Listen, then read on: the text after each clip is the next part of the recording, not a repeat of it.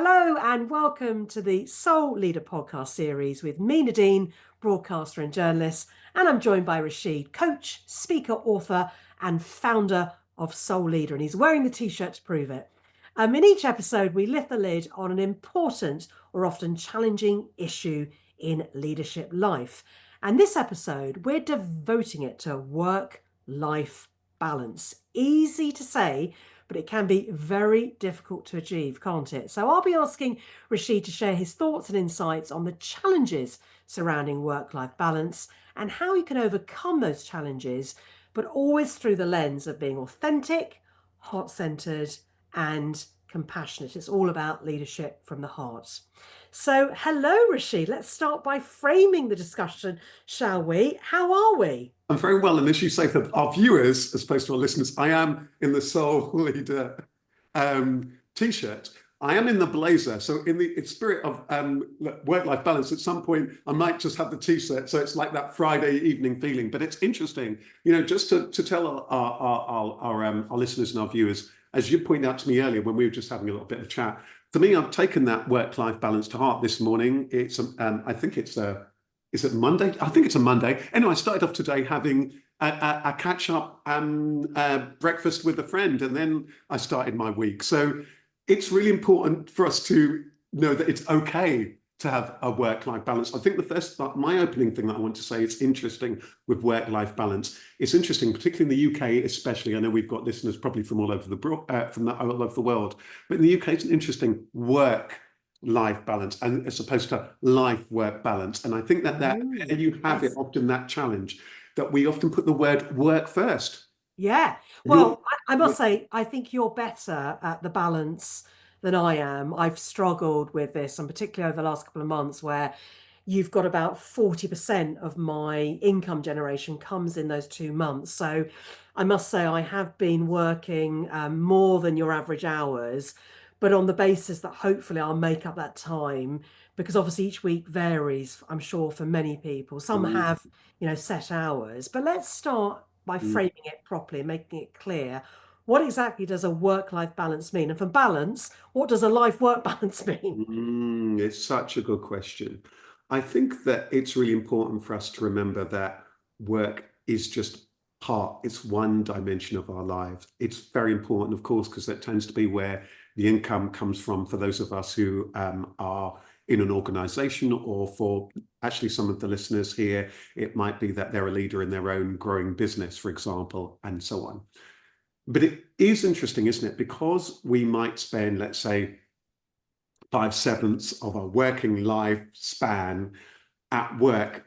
The challenge often tends to be, and because the finances depend on it, that work can be that real lead, that drive, that and so on. And sometimes the life bit of it can seem as though that balance isn't kind of there. So I think this topic is really important for us to be aware of that. What is the balance, and what is the balance for ourselves? And I guess my opener to this is also to be aware that depending on who you are, where you're at, what your stances are in life, what work-life balance means for you, or what you might want it to mean, might be very radically different depending just your circumstances. There may well be times where,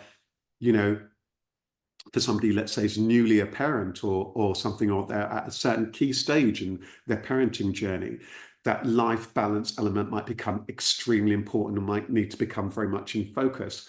Somebody may well have had health challenges or concerns, or become a carer, or may have other circumstances coming on board where that life balance may become suddenly very pressing in a way that it may not have been previously. Or one might, that just one's priorities over their lifespan or career span may well just have changed for all sorts of kind of reasons, and to know that that's okay. But I think it's important to just also be aware that your life is important, and the life bit is really important, because the life bit is the bit which is about ourselves, it's about our health, it's about our friendships, it's about our relationships, it's about our well-being.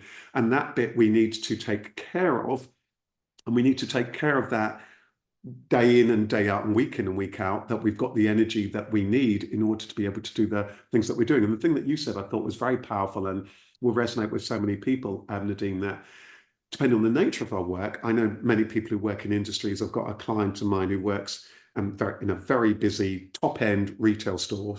She's got a leadership role in there in some ways, and where that this period of time that we happen to be recording this, that November, December, I bet you a huge percentage of their annual turnover comes Oh, from yes. these 4 weeks, or 8 weeks or whatever it is. And so it's going to be busy and it's going to be full on and so on. So maybe it's worth for us to be aware, I would say to any listener or any viewer here, it might be worth just back a little bit and think about, okay, what my circumstances right now, personally, what my circumstances professionally in my organization, and are there any patterns in terms of the busyness? Because sometimes in all of the noise and the busyness of business, we forget, we just see it as one just jumble of stuff, where if we can think back and think, actually, this quarter tends to be very busy, this one tends to be more moderate, this time of the week is busy, this time of the, some of those things may well really help when we look at it in terms of just thinking about work-life balance. And also it's important, I want to say, is that we're all incredibly different, because how much sleep people might need, how much people enjoy their work varies. Some people are real workaholics or they're energized by their work and they love doing really long days. I've got a friend of mine, he's a leader in his work. He's quite rare that in that he I think he really enjoys working. He works The days, buzz of it, evening, the the buzz is buzz. there. And he Yeah. doesn't mind working weekends and so on. Somebody else might. So one person's work-life balance may not be yours. Yeah, and it changes, I think, again, generalizing here, according to your age profile. I never thought that as I got older that I wouldn't be able to I wouldn't be able to do less. But actually, energy levels do drop down. Both my children are grown up now, beyond 18 and 23. And with that, you get freedom or time for things. But actually, sometimes the energy levels. So I suppose what I'm hearing from you, work-life balance or life-work balance, Mm, it's about consciously managing your yeah, time. yeah, So balancing up the professional, the personal commitments. But I've got to throw it out there though, because I yeah, used to be that workaholic. I used to work every yeah. evening, every weekend. As I said, I've had a really busy time now.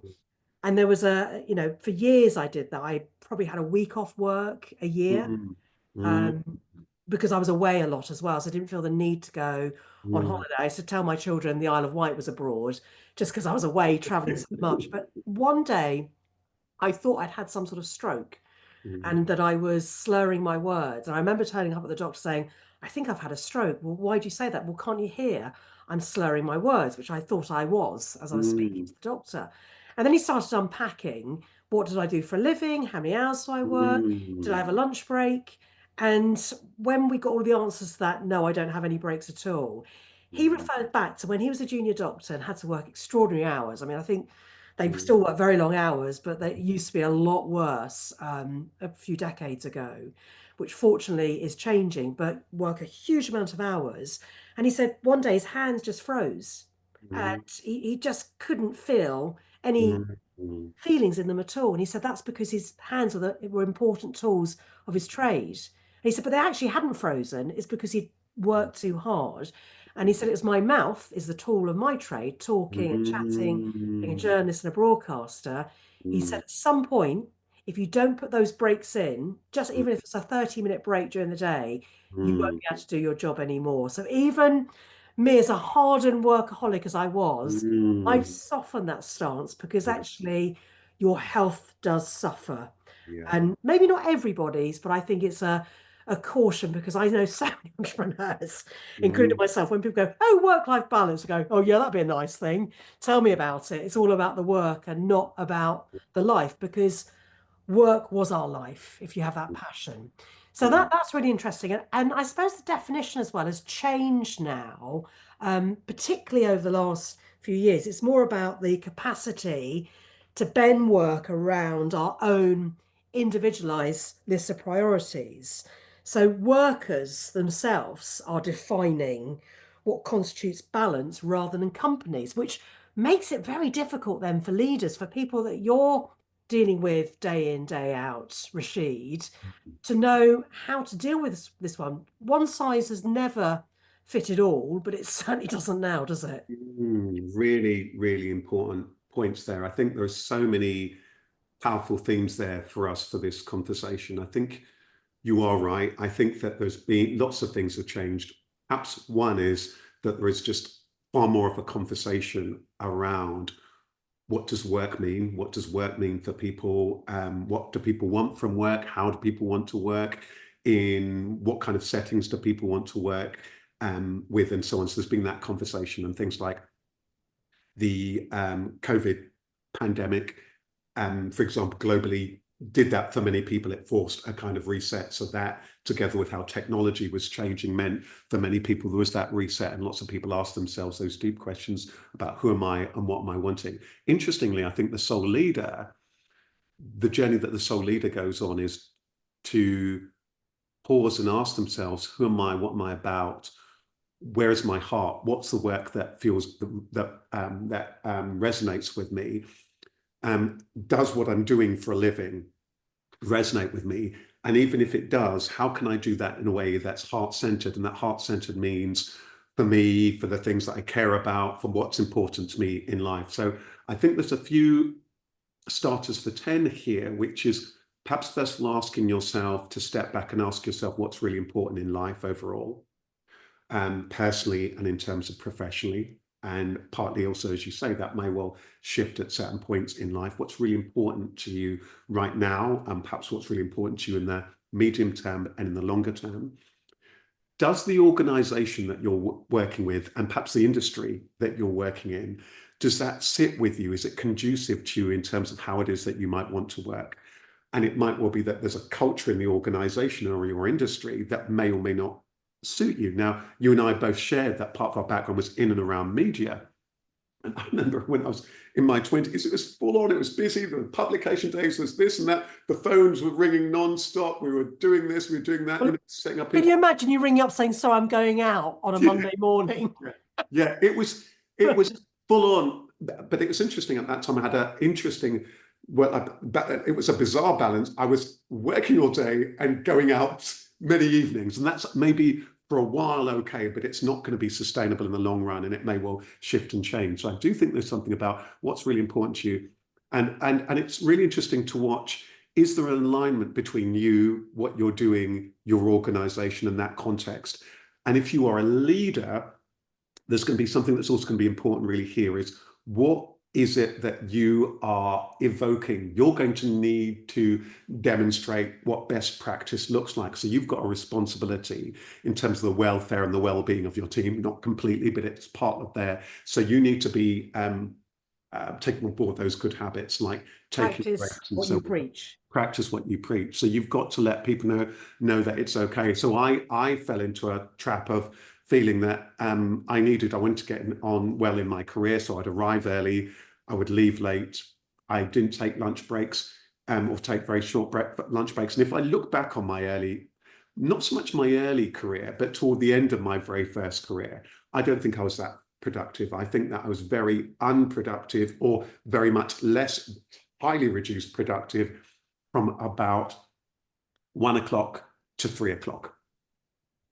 To maybe, because I was just graveyard shift. Yeah, I wasn't very productive. So there can be the risks of things like presenteeism, where people just kind of show up and so on, but they're not at their best. No. Working long hours doesn't necessarily mean that you're productive. So we need to think about how is that we can work smart. We're going to need to give ourselves permission around here. So there's lots of things to really step back and ask oneself. And I know you're going to be raising things like also other important elements like gender. What's going on for us at home? Because there may well be all sorts of different dynamics that will be very, very different for each and every person in the workplace. So there is not a one size that fits all here. And we do need to be really, really careful. Your own abilities, your own disabilities, your own personal needs, all of these things do come into play here when it comes to work-life balance. Yeah, indeed. So, sometimes it does sound like we might be generalizing, but those different people with different walks of life, from different backgrounds, different opportunities, we've got you in our mind. Sometimes we might sound like we're generalizing, but we will try and cover as many aspects as possible so people feel hopefully included. That's the purpose of it. But work-life balance has been a big issue to grapple with for many leaders, managers, people for decades and decades now. And with the expectations, I mean, you alluded to it, from some of always being on, particularly with all these tech tools meant to make our life easier, we're Right. always being on. So what are the challenges around work-life balance? I've already alluded to one. And interestingly, just to throw in there, I had something around in France. They have changed the law now. So there's a law in France called the right to disconnect. It ensures there are limits on the amount of work undertaken outside of office hours. So just thought I'd throw that in there. But the challenges around work-life balance, one of them always being on. So true. So there are many, isn't there? There may well be, so there's a number. There's first of all often the challenge of the nature of the work and the role. So some roles are very demanding, they're very, very challenging, they're full on, they will take a big toll. And so taking care of one's own well-being, welfare, and work-life balance will become are very, very, very key. Interestingly, some of those industries are also industries where people are expected to work very long hours, so that might require a little bit of us unpacking. But there's something about what's the expectation of and what's involved in terms of our work. What are the norms within our industry? And then you highlighted some other significant ones, which are there are things like how technology and that 24-hour thingy, so that emails, your emails can be coming anytime. Maybe it is that you might be working as part of an organization or whatever, where you've got customers from all around the world. So things could be coming in at all sorts of different kind of times. And therefore, the speed of those tools might mean that people feel as though that they, that you've always got to be constantly kind of on. So I think so there's a responsibility here that sits in a number of places. There's one's own, I think ultimately and primarily, there's going to be a personal responsibility for each person to really be the custodian of their own well-being. Hang on a minute, how am I doing? And as you highlighted there, Nadine, sometimes the very best barometer is how am I feeling? How's the body feeling? So really get to know your body. There may well be times whereby, that classic thing, tense, the shoulders are tight, the voice is thinking. There may well be times where our body is just giving us those signs and those signals that, hang on a minute, I'm not okay. The pace isn't right. I'm not feeling well. I'm completely emotionally tired. I'm finding it difficult to sleep. I'm constantly worrying about work. I'm fearful. I'm dreading things. These are all signs that there is an issue with one's work-life balance. And it might well be also not just one's work-life balance, but perhaps the culture within the organization, the team, and so on. And that overwhelming sensation that you've described there, you described it so brilliantly. I mean, that's leading to burnout, really, isn't it? Just to sort of acknowledge that there are some serious consequences if we don't get this right. Right. As I said, I think if you have passion, you love what you're doing, you can knock things away that you wouldn't necessarily have in an organization where you've got a fixed amount of hours and you're expected to do overtime, or you're on long shifts and that's part of your pattern, but you don't actually own that business or that organization, but you're on that treadmill. Yeah. So I think you put your finger on something that's really useful for us for this conversation and picking up on the different audiences. If you are the sole leader, where you happen to be the leader of a growing business and it is your business, and you largely or completely are responsible for the culture of that organization, then pause, freeze, and ask yourself, what do you want work-life balance to look like for you, and the working culture to look like for you and for that organization? And be very, very mindful about that. And be mindful that even if for you working really long hours was okay because you love it, once you're employing people, they don't care about it in the same way as you. So you're going to need to make sure that you set that up in a way that is conducive for them to be effective and for them to be energized and for them to feel as though they love their work and so on. So you're going to need to look at it through the lens of productivity rather than just purely time. So there's a hangover of of that just time and how much time we spend and whether people are busy at their computer and so on. But busy doesn't necessarily mean productive. And I remember many years ago, Nadine, there was a survey, I think this goes way back into the 90s, that somebody told me about, that people in the UK felt as though they worked at something like somewhere between 40 and 60% of their productivity. Sometimes that might well be linked to, well, what's the culture? What's the environment? Do people feel supported? Do they feel engaged? Do they feel there's that atmosphere in which they can be themselves? Are they encouraged to take breaks and so on? So I think this does require, there's a message here also for people who are at very senior leaderships in organizations where they employ people, thinking about, hang on a minute, what is the culture and what's the working culture that we're wanting to have in our organization? And there'll be other industries in which, and you pointed some of these, where they're very logistics driven, where there needs to be a deep conversation around, hang on a minute, what are the shift and the shift patterns that are really conducive to people and people being burned out. So I do a lot of work with the NHS, and at the moment there's some work about, okay, what are the things that we can do to retain staff and to boost their well-being and so on. So there's challenges here for organizations. There's challenges here for us as a society. What place does work thing? But for the individual, and maybe one thing I want to put on the table for everyone who's listening is that you've got to start off and take ownership for yourself, because in its most strong terms, and you touched on this before, Nadine, that I remember once very early on in my career that your organization, you might feel that not so much your organization, the work you do or the culture that you're in might drive you to being in a really bad place. But I also had to ask myself, who's coming to my funeral? Yeah, yeah, yeah. The work's going to go on, so you've got to take ownership of your own well-being and your own life balance. Well, the other thing is, there's someone I heard recently. You're not going to sit on your deathbed going, "Do you know what? I wish I was on Facebook more. I wish I worked longer at the office or at the factory or wherever, at the school or the hospital." You're not going to sit there wishing. You probably wish you had more time to do nicer things, to spend with your family, to go traveling, if you can afford to do that. But the point is to have spare time to think and reflect. You're not going to be on your deathbed going, "Oh, do you know what? I wish I'd worked harder. I wish Yeah. I'd got the balance wrong." You're not going to say that. And Actually, Nadine, can I just throw in one yeah, thing which I'm sure we'll come back to?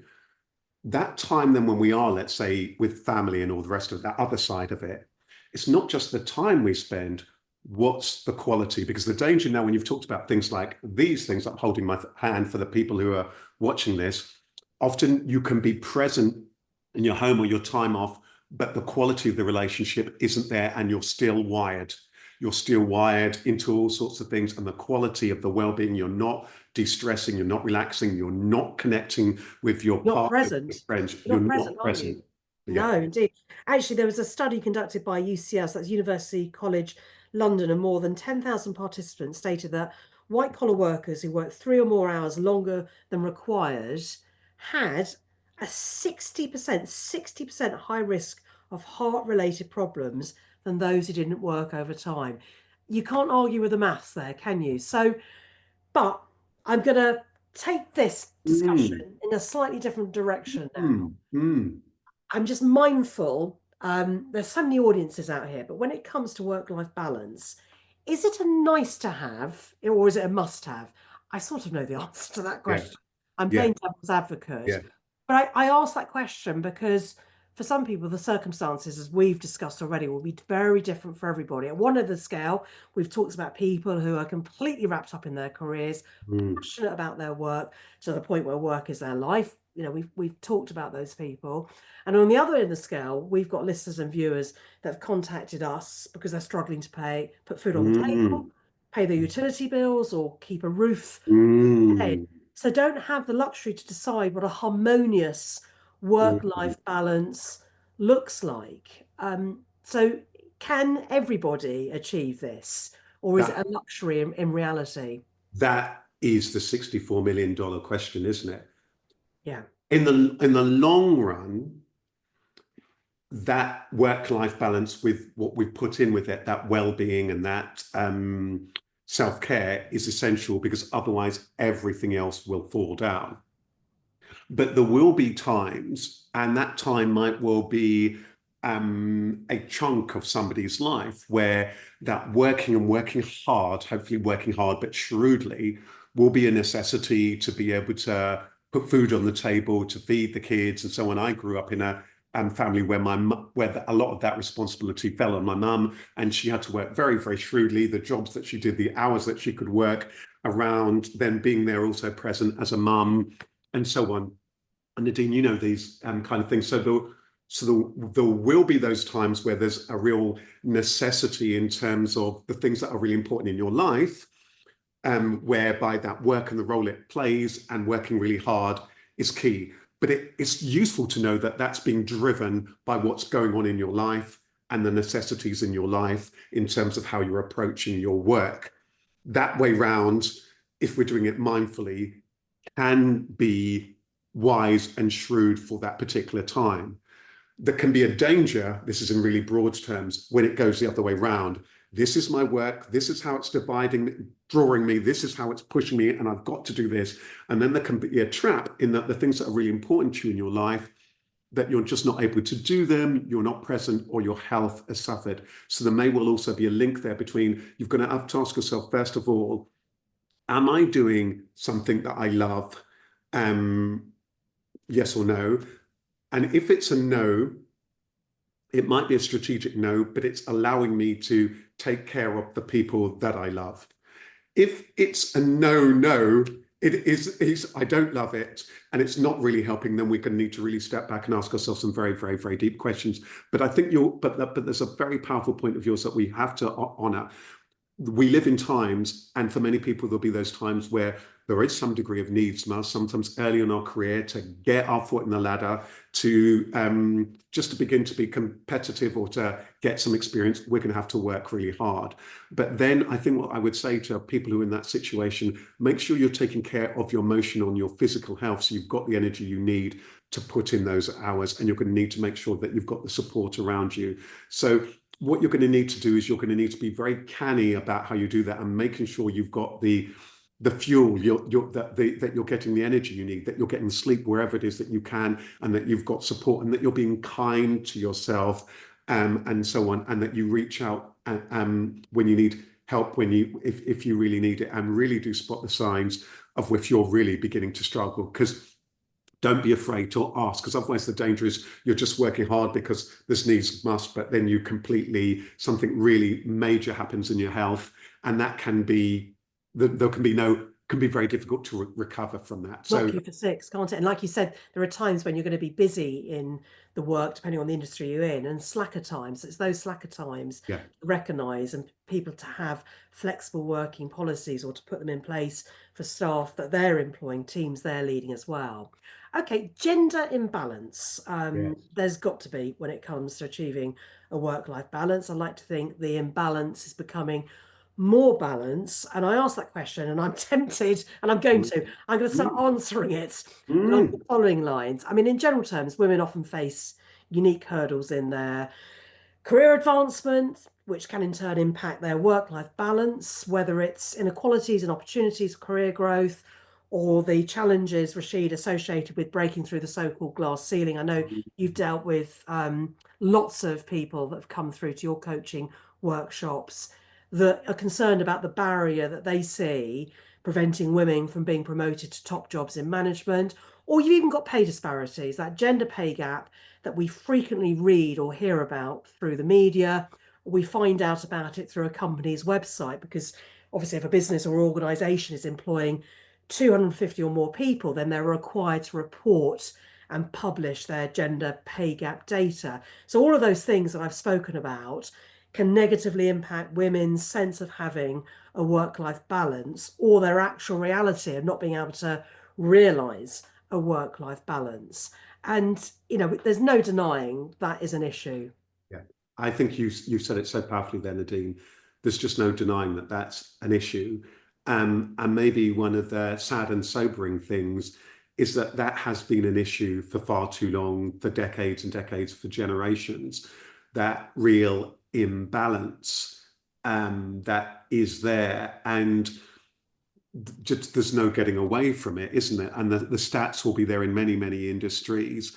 the pay cap data that's only being reached the surface in terms of us being able to see those stats published now and so on, that the inequality there, the fact that the probability is, isn't it, when it comes to that working place, that it's going to be the women in the organization who are going to take the time off. They're the ones who are going on maternity leave. They're the ones, how does one then get back into that workplace? They're the person who may well be the cut in terms of salary after a while, in terms of after maternity, but all sorts of, they're the person who's more likely to, Menopausal, you name it. There's many hormonal changes. menopause.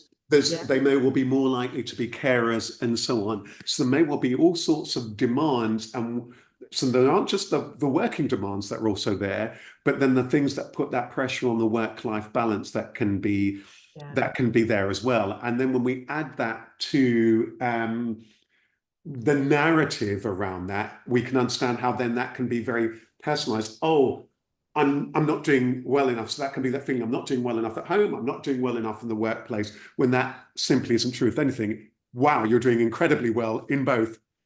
yeah. Do you know what I mean? So I Spinning think so many plates, spinning but so many women plates, experience, don't they, more work-life like conflict, which we can call it, that. between work and family life, and may have difficulty balancing the two due to a lack of time, support, cultural norms as well. So when we're thinking about, soul leaders and the people that go on your programs who maybe at the start of their leadership journey or want to develop their tool set, what can they do to make this imbalance less imbalanced? Yeah, What it's such a practical good things? question, because I think the soul leader is about getting that balance of head and heart back. And if we think about these in really broad terms, and these are very, very broad terms, how we used to think about work and how we used to think about leadership was very what we'd attribute the very masculine, this, that, getting this done, achieving this, that, very much less about the kindness, the compassion, the leading with care, the sustainability, all of those things that in broad terms, Badge of honor, wasn't it? It was a yeah, badge of honor to be able badge to. of honor. Those are the things. So what we're wanting to do is in very, very broad terms, bringing the masculine and the feminine balance to work, to our organizations, to leadership. So there is far more mindfulness of care and the human being in the round. That is somebody who is going to have all the different dynamics of who they are, and broadening out on your thing about not just the gender element, when we bring in all the other things around race, ethnicity, disability, where we also see all sorts of imbalances, where there's often such a long way to go, where in terms of what does even work like, but in terms of opportunities, I mean, maybe that's one which we'll also pick up on another time. So I think that what the soul leader can first of all do is to go on that journey to become very aware of, hang on a minute, who am I as a human being? Who am I as a leader? What kind of a leader do I want to be? I need to embody that compassionate leadership. And that means I need to understand that my customer is a rounded human being, not just somebody who buys our products, what's really important to them in their life. That my team are human beings who have their own aspirations on what they're wanting from life and work. They've also got their own constraints about what they can do at work and what's going on at home. And what the soul leader can definitely do is having those really rich conversations with each person. Who are you? What's really important to you? What's important to you in life? What are you wanting from work? That immediately can begin to create a completely different culture, at least in that team. And that might well be your team can have a good, nourishing ecosystem, even if perhaps the organization one might be more harsh. So you can create, first of all, this sub-ecosystem, if need be, which is kind, caring, nurturing, and where you can encourage people to take care of their well-being, and then begin to think about what the things that we can do in terms of to address life balance. So I think the first starting point for me is that well-being, and then from there one can perhaps branch out and put in the things into place.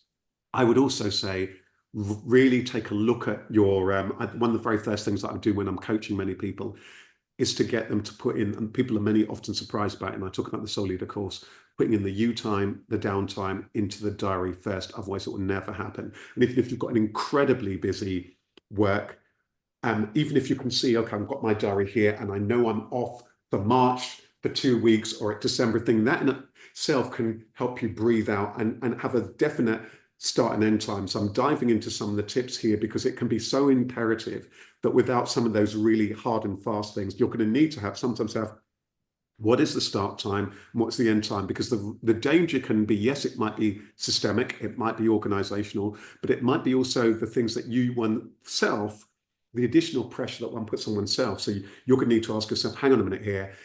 If I'm entitled to a lunch break, I need to take that. If I need to have that end time, I need to do that. And to begin to have conversations around that. And if you're the leader, to have perhaps a conversation with, and I was just running a session within the NHS around this, saying to, I was running a big session for many people who are leaders and so on, begin to have the conversation with your team around well-being, around the habits and so on, so that people can feel, oh, we can talk about this. What am I doing? How can we support each other in this? Because that's going to be very, very, very important. So those will be my starting tips for anybody who is a leader, because we've got a responsibility, added responsibility as a leader. Yes. So how do we develop the ability to say no to more things? I'm really asking that question for my own benefit, Rasheed. Help. Yeah. Well, you know, it was really interesting. I'm just myself, I had an amazing conversation with my sister, who I'm such a big fan of, who works in a very full-on career within law broadly, very demanding job, working in some of the contexts that I know with some of the bits of work that you've done in that kind of context, hugely demanding job, ridiculously long hours, taken time out, family-wise, you know. And it was really interesting. We had this magical conversation, and she was also just, you know, before she goes back to work, and we we're having a wonderful conversation. And she was also just talking partly about some of the things that she was wanting to do and time and people to see and so on. I said, this time that you've got is a very precious time. Don't also feel pressured that everybody who wants to see you, that you see. Take this time for you to decide what's really important for you, your child, family life, and so on, and don't feel that extra pressure. So I think that's something I want to say to everybody else here, that first of all, in terms of your own time, maybe it makes sense that we start off with your own time. In your own time, be really canny about the decisions you make. You might be at a time, if you are somebody who's feeling many of the pressures that Nadine and I have been talking about, ask yourself, well, what am I doing with that time? Do I need to claw some of that time back for myself? Often it's the case. Now, of course, you might have family and what the rest of it, but even I'll never forget this once, Nadine. I was coaching a lady who came in once. She worked within the health service again. She was on a leadership program for her coaching. She came in on a Monday morning, never forget it. She said, over the weekend, her mother had said to her, you've got to stop trying to be Superwoman. Her scenario was very busy job, very busy home life, a number of different dynamics in homework. But her mother had spotted that was this risk. You can't have it all. Can't have it all. And so I said to her, okay, let's immediately prioritize that life balance. I said, what can we do? And this might be true for other people there. Whilst there were many constraints at home and at work, we couldn't change all of that. We came up with a really simple thing, which she decided she was going to get up half an hour earlier before the kids were up, so she could do a little bit of light exercise. And just to clear her head, she was going to go to bed half an hour earlier, read. She found that reading just helped her to de-stress. So she had a conversation with her husband that she was going to go to bed half an hour earlier, just to help her just to relax, unwind, and just have that little bit of time. Half an hour earlier to bed, half an hour earlier to get up. Made that little bit of impact. Sometimes you're going to need to do really simple things like, what can I do? Do I need to claw back a little bit of the time that I'm spending socializing here or doing this or that for me? And I think I think there's a gender element to that, because maybe also if you're the kind of individual, whoever you are, whatever your gender, or if you're kind of woman, that the nature of it is that a number of the things that you're looking after or you've got that responsibility for, what can you do to say yes, that thing about saying yes to me? And that might mean a little no, or not now, or I'm pausing on this for somebody else. And it might be there might be a season where you're saying, actually, at the moment, you know what, I'm just getting my health back together. I'm taking a little bit of time for my own well-being. Beginning to Your get well-being is so critical, isn't it? I remember when I first met you and we were doing some media programs together. We met at a networking event, and how fortuitous was that? And you kindly invited me to come along to one of your coaching programs, so I could get an understanding of the kind of things you're going through. And there was this lovely visualization technique that you said about where you'd like to be. And it was right by the sea. And actually, where I live is the furthest away from the sea. But actually, from that, I listen to waves at night time, and it's a really calming way of going to sleep. And after that episode, which I spoke about earlier, where I thought I was having a stroke, which I wasn't, it was just obviously I was working far too hard. I then decided to have reflexology once a week, and that has been a game changer on your well-being, your energy levels. I'm not obviously here to promote reflexology. There's all sorts of alternative therapies and whatever else. But for me personally, that has been the time to switch off and just have that me time, because actually you will run out of steam. It may take you longer than others, but at some point you won't be able to continue. And that's the thing, isn't it? You'll end up seriously ill or Mm. be overwhelmed and So burnt out. true. You won't be able to function. So true. In the Soul Leader course, I point out a number of things in one of the chapters around creativity. Really, you've got a number of different dynamics here. There's energy, there's space, and there's time. Often when we think about work and life work, we get caught up on time. But actually, as we know, if you're really exhausted, you can have a whole day and get nothing done. If you're really energized, you can have an hour and get a day's work done in that particular hour, in really broad terms. So once got to the soul leader really steps back and looks at these dynamics and thinks about, okay, what is it that energizes me? Like you said there, so it might well be the time in nature, the time doing the meditation, the clear desk. Some people, what is it that works for you? Sometimes for me, I really enjoy getting up, putting a lot of washing into the washing machine, clearing the space. That makes me feel energized. The sleep. What are things that energizes you? So I think getting used to understanding yourself energetically.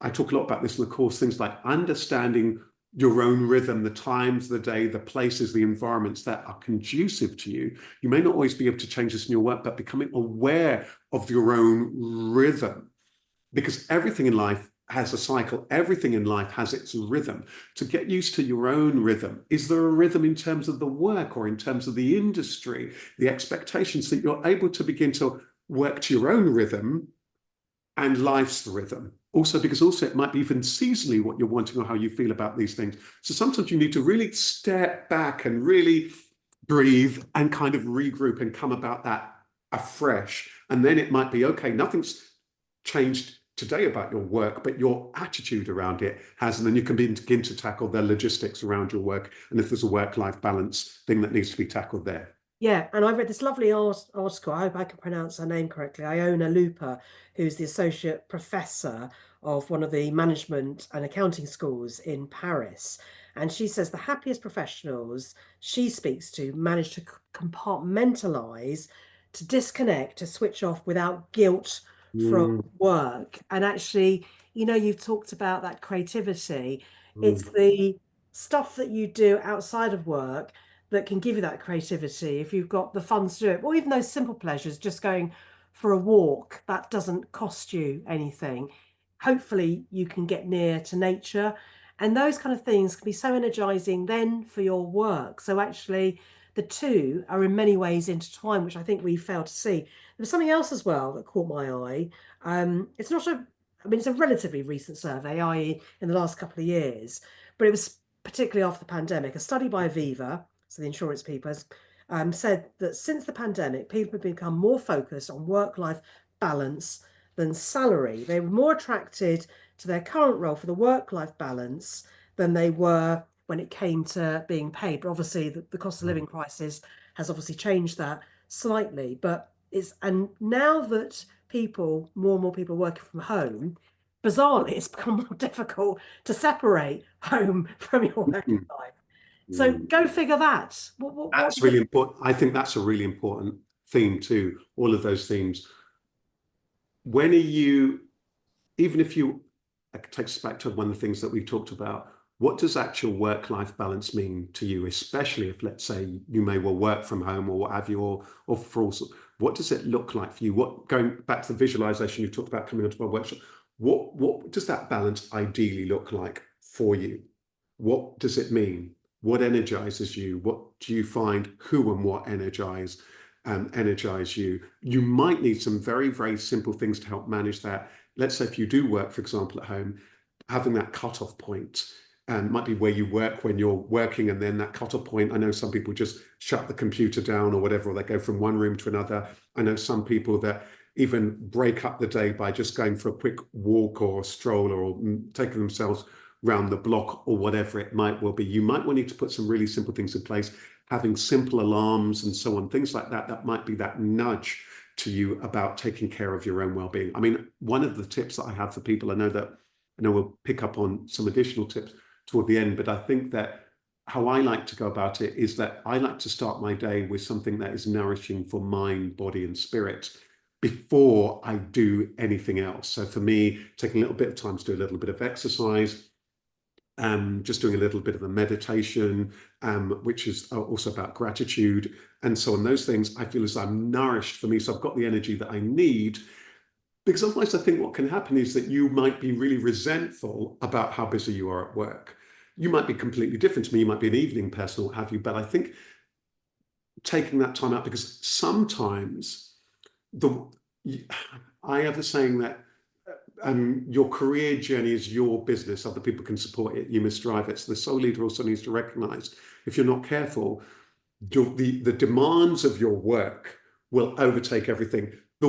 There's now, with the 24/7 world you've talked about, there will always be work to be done. So you're not going to be able to get everything done. That's an impossibility. There's always business somewhere, isn't There's always there? business somewhere. What you can be is really shrewd and be canny. If you're a leader, I would say to the leaders here, you're going to need to have a conversation with yourself. You're going to need to have a conversation with loved ones and those people near and dear.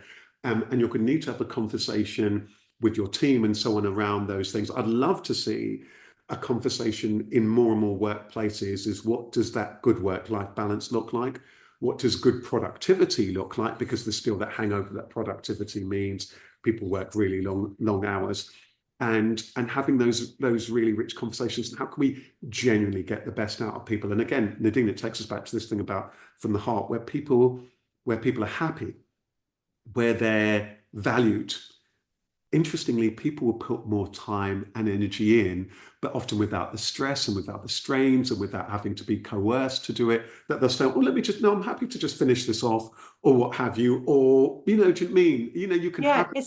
and it's amazing, isn't it, when we think back the industrial relations where people fought really tooth and nail to get that 9 to 5 working, which was huge progress at the time. And in many ways, we've lost sight of that. I mean, I'll come on to flexible working in a bit as well, because of all the technology and because of the way that we work now and that we're constantly on, for all the reasons that we've discussed. So it's actually going back in some ways to a simpler life, because we are more productive if we actually work less. It sounds counterintuitive, but you can't argue with all the research that's done into this. That's been very thorough over the years. So you've come up with a few tips. If someone's listening to this or watching this struggling with achieving a work-life balance, what are the other practical things that they can do to try and start changing things? What are those stepping stones? You've already spoken about a few, but yeah, just your words of wisdom, Rasheed. Thanks. Well, I think I was saying, when it comes to all this stuff, work-life balance and so on, too much content leads to discontent. So you may also need to look at the work that you're trying to do and all the things that you need to get done, and take a real clear look at that. How much am I trying to get done in a day? And how much of that are the key things I need to do? So one of the things I talk about in the course is, who are you? What's your goal? What's it you're ultimately trying to achieve? What would success actually look like in your role? Sometimes people aren't clear. What are the actual outcomes that you need to get done? Because sometimes what can happen is this danger that people are just doing stuff, and that may or may not be the key things that actually need to be done in the job. So there is that thing about what's most important to you overall in your life. So you're aware of that. But also in this work, what's actually required? What would success look like? Having a conversation that, if you're the manager, if you're a leader, what those expectations around that, have a team conversation around that, make sure that everyone's on the same page, so that people aren't sneered at if they take a lunch break, because you've had that conversation. Because you can have that, oh yeah, you've got our break, but then if the culture is, the local culture is that nobody takes their lunch break, then people don't have the lunch break and people feel really resentful. Some people feel as they can and can't. So I think it's really important to have those conversations. You've got to personify what good looks like as a leader, as a manager. If need be, you might need to challenge upwards if you see some things that need to be addressed. That's going to depend on your power and your influence within the organization. Try and have a conversation with your peers around that. You might also need tips from your peers around how they manage their work-life balance. Know that it's okay if you need to take a little bit of time out. Maybe one of the things that you might want to do is that if you are at a point where you've got a really poor work-life balance in the workplace, when you next have a little bit of time off or even on your holidays, could it be useful for you to take a little bit of that time to really kind of reassess, well, right now, what's really, really important to me? How do I want to work from now on? So you can be really, really, really canny about that.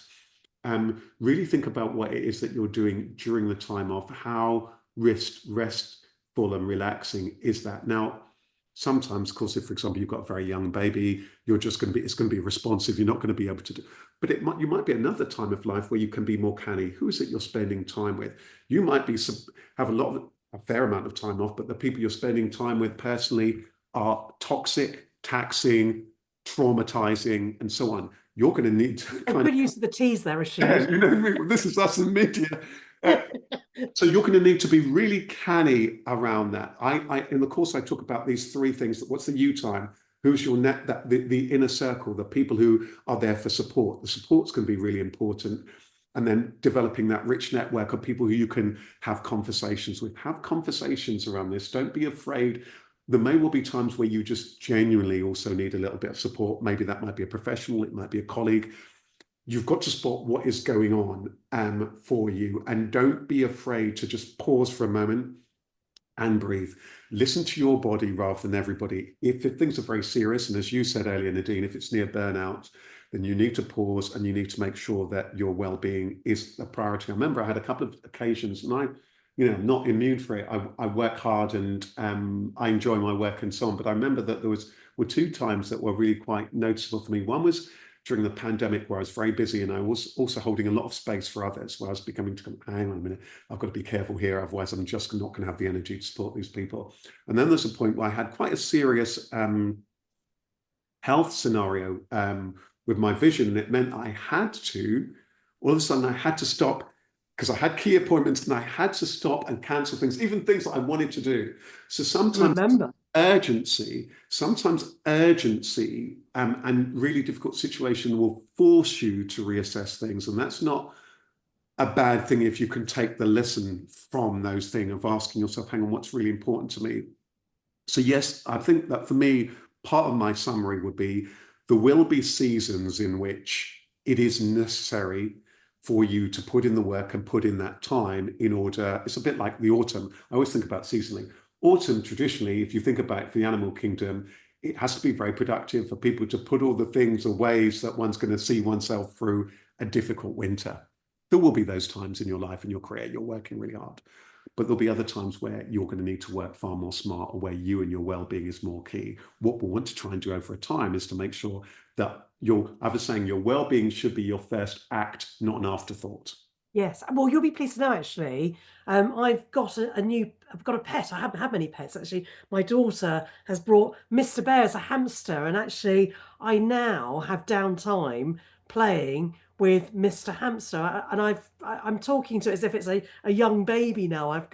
It's peeling back the years for me, but it just shows you those simple pleasures The sometimes. hobbies, and Nadine, on that note, there will be some things that can be really, really good to reset that balance. You Yes. talked about things like time in nature. Nature, are we getting enough? Is the body energized? Are we getting the nutrition that we need?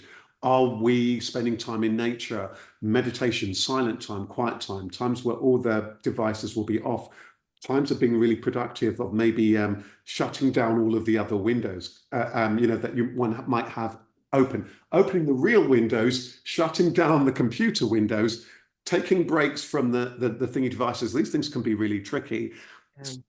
Getting the sleep we need. There are some of those fundamentals that are there for a reason. The sleep, the what we eat, and the exercise are fundamentals. Without those things, if we don't take care of those, even if we have a work-life balance on paper, we don't have it in reality, because it's just not the energy to be able to get the things done. Yeah. And So actually, I was making a few notes when you were chatting, actually, because you talked about, having that lunch break. Just reminded me, actually, just triggered a thought.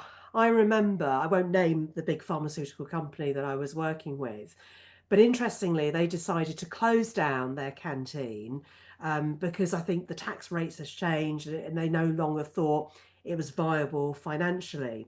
So what it meant in that subsequent year when they didn't have a canteen, everybody brought in sandwiches or did their own thing. And Mm. actually, the levels of innovation and creativity started going downwards, going in a backwards direction, because they discovered afterwards that they brought the canteen back, and took the hit, tax wise, because actually it was when people were together coming out of their little warrens, because they weren't necessarily in open plan offices, or if they were, it was at lunchtime when people were sharing the stories, coming up with ideas, and just discussing work projects that led to their best innovations. And this is a world-class pharmaceutical company that many of us rely on for all sorts of drugs and medication, for different things that we may or may not have. But yeah, just interesting. So it is important on numerous levels, not only to have that break, but for creativity. And I think that point is really important for the people who are listening to this who are very, very senior leaders. You really do need to realize that you're sure the balance sheet, the profitability of the business is your business, but also the well-being of your staff and the happiness of your staff and your customers is your. And that example, simple though it is profound. We know in so many places, like those events, those work events where spending that little bit of money, giving the staff the lunch, bringing back in the tea trolley or what have you, with healthy Yeah, options. These little things that can be very, very profound. Maybe even think about, might you be more productive if you give staff the places do things like that. That can be radically better. It boosts a sense of well-being and so on. Are there other things that you could be doing as an employer? Could you be doing novel things?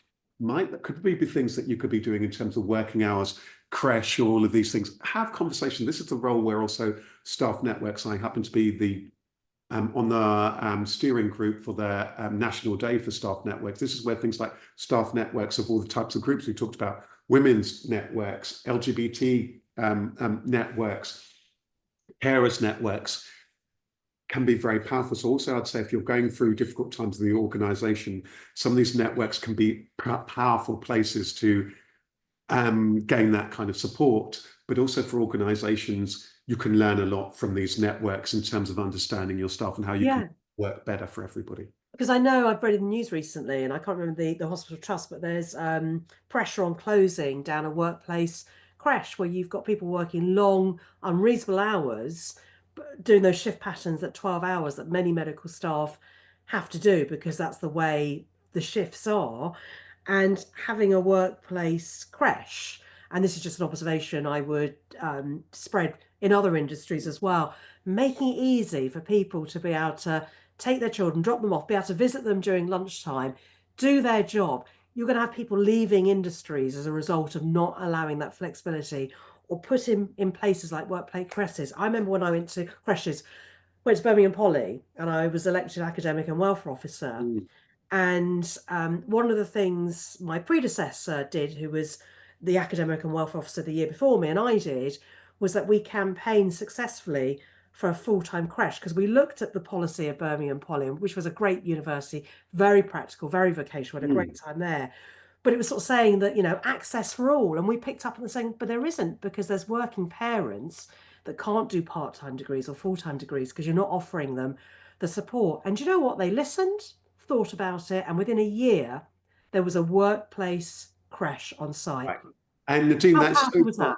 How powerful is that? And I think that in the long run, and with these podcasts, the soul leader's journey, it's not just about that kindness and care and compassion. It's the journey to transformation. And I have a saying that from the head alone, transformational leadership is almost impossible from the heart. It's inevitable. So you become that kind of leader who is embodying and thinking, trying to evoke the change like that. How can we make the workplace more conducive? How can we make this team far? How can we support them more? Maybe people can go home an hour earlier on a blah, blah, blah day. Maybe we can start off have coffee or whatever. Maybe we could bring in healthier options. Maybe we could have a gym on site. Maybe we could do all sorts of things, have all sorts of other health benefits. Maybe we can make sure that the food options are far more nutritious and healthy. I mean, a big campaigning one for me is for anyone who's involved in these things at places like hospitals and all sorts of places.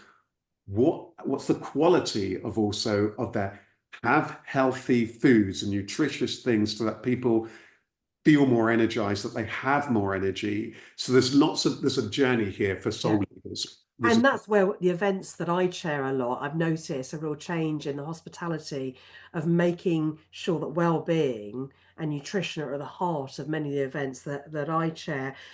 As we sort of head towards the sort of the final Mm, straight of this podcast, just want to talk about flexibility because a lot of people want a flexible work-life balance, which means different things, different people. I sent an email to a graphic designer on Friday and came back with an automated response. I don't work Fridays. And I thought, good for you, fair play. I yeah. signed my email saying, I'm sending you this now, but I don't expect you to respond. Obviously, if something's urgent, I will contact people in a different Mm, way. But the flexibility, because now that, since the pandemic, a lot of people are forced to work from home. Some people want to work from home still. Some people want to be back in the office. Some it's more of a hybrid pattern. So it's typically now I'm seeing through the mm, events that I'm working on that people are expected to be back in the office 2 to 3 days a week, preferably the same days. The teams can work together, but not necessarily all the time. And then having 2 days where they're working from home if they're doing a full working week. And people are now saying, well, actually, we were flexible to work remotely when we needed to. And actually, by not traveling, we tend to be more productive. We're working longer days. So now I don't have to ask, like you said, you like putting the washing in.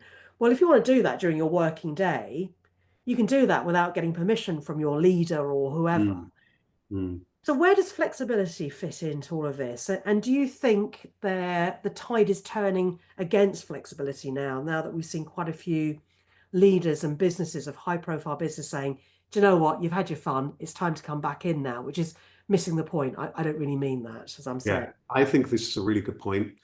I think there's something about, first of all, on the individual level, what's the flexibility that I'm wanting and needing for this stage in my career, and not being afraid to begin to have that conversation. And if you're a leader, get to know your team about what their aspirations are, what they're wanting from work, how they're wanting to work, and so on, so that you can begin to plan around that.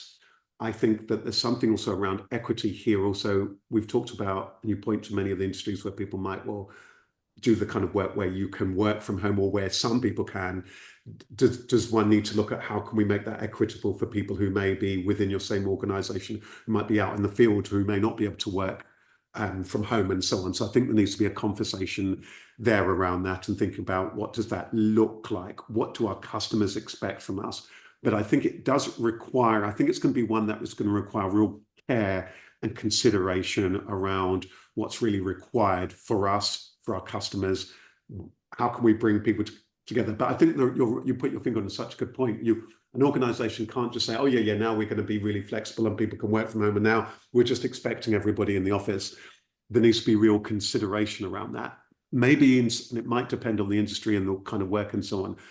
Maybe if somebody were, if an organization were the kind of organization where you can do a lot of stuff online and a lot in person, what does the in person do and achieve? Is it about bringing people together for planning, for people to get to know people, for the social and so on? And then the time at the office at home is where people can then, plan and get on with their own work.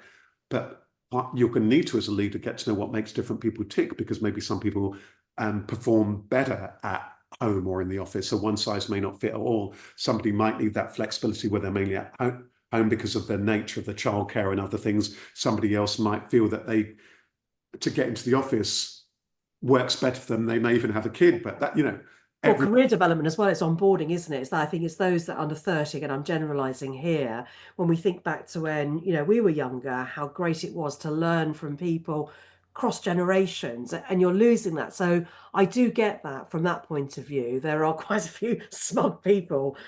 Please don't complain about that word, but there are quite a few smug people who've enjoyed now not having to do the commute, which is understandable, but have forgotten what it was like when they were younger and actually enjoyed that cut and thrust of being at the workplace, to learn from people, and actually for people who are under 30 to be able to share their opinion. Hopefully, we've got flatter structures where they're fresher, younger, dynamic approach teamed up with those years of experience of other people, as long as that's captured somehow. But if not, we're missing a trick, aren't we? we certainly are. And I'm sure we'll do another podcast on things like, how can we building really rich working relationships, because then for the leader, it's going to be about things like, even if you do have a team where a lot of the time people are um, in working from home, how is it that you make sure that you've got those regular check-ins, so you've got that rapport with them? How is it that when people are on screen, people are actually present on screen, and you set those particular